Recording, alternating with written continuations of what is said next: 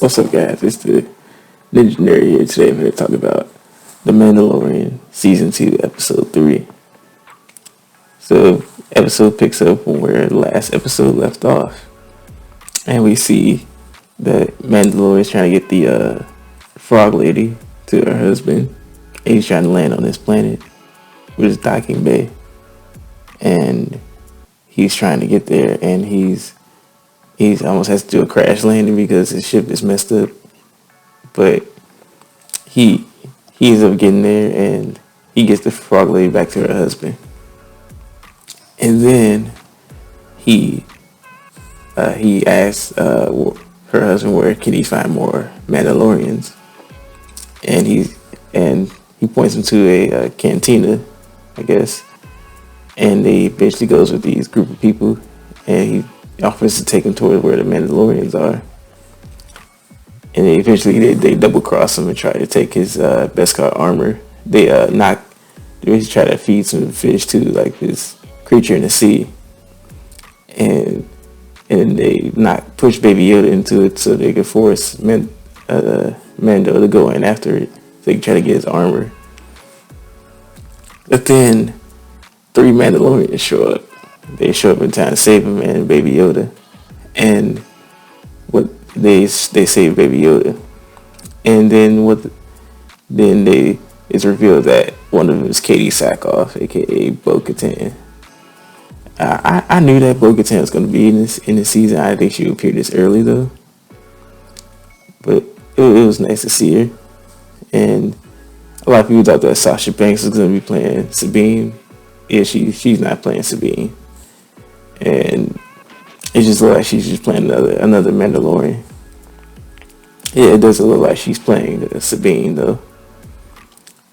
But then Mando sees that they're taking off their helmets, and he's like, "Yeah, where did you get that armor?" It's like, I'm from Mandalore. I'm a Mandalorian." He's like, "Mandalorians don't take off their helmets," and he's like, "Oh, yeah, you're child of the Watch." For those who don't know, there's different sects of Mandalorians. You know, from one Din Djarin is from, they practice the ancient ways. They don't take their helmets off in front of people. Because if you remember in Clone Wars, we saw Mandalorians all the time. They constantly had their helmets off. So in this specific sect of Mandalorians, don't take their helmets off. And Bo-Katan explains that to him, that Mando didn't know that. He just thought that there's only one group of Mandalorians, and he didn't know that. And we see that they team up to get these guns from a Imperial superior ship, and they team up to get these guns. And then what they do is they get these guns so they can get more weapons to take back Mandalore. Because in Bo-Katan, she wants to know where Moff Gideon is, because he has the Darksaber, and whoever has the Darksaber rules Mandalore. So she wants it back so she can rule Mandalore again. So she takes it. So they get to this Imperial ship, and then they basically go through. I remember how big this ship was, because there was a lot of people in there. And I don't remember it looking that big, but they had a lot of people in there, and they just go in room after room, just bodying everybody, room after room, just bodying. And then what they do after that is they get to the command deck, and Moff Gideon tells them to you know what you gotta do. And so then this Imperial officer kills the 2 pilots and then tries to crash land this ship. And then Mandalorians get in there and stop him. And then they get in there, and then Mandalorians try to get the Imperial officer to tell Bo-Katan where the Darksaber is, where Moff Gideon has it. So he basically, I guess, electrocuted himself I guess maybe I'm not sure how he did it, but yeah, he electrocuted himself, and then and then Mando asked Bo-Katan where can he find the rest of the Jedi,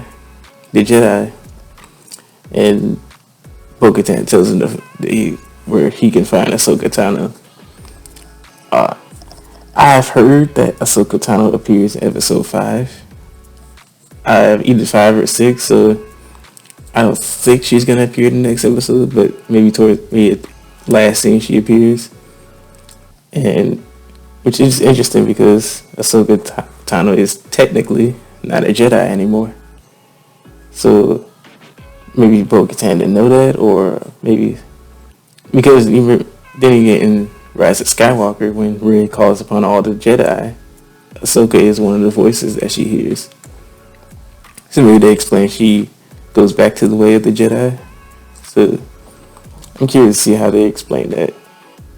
But I don't know. The funny thing was when Mandalorian he dropped Baby Yoda off with the frog lady. He tells him be on good behavior and be respectful. You know what I'm talking about. And then it shows him eyeballing the eggs. I thought that was funny. He like throughout the whole, every time we see Baby Yoda, we just see him eyeballing those eggs. Like, yeah, I want to eat those. And we see Baby Yoda. He was he was trying to eat his food. The squid thing latched onto his face. I thought that was funny. And overall, it's nice good episode, but definitely better than the last one. I still say the first one was the best, but this one's pretty good too. Let me know what you guys thought about this in the episode in the comment section below. Like, comment, subscribe. Peace.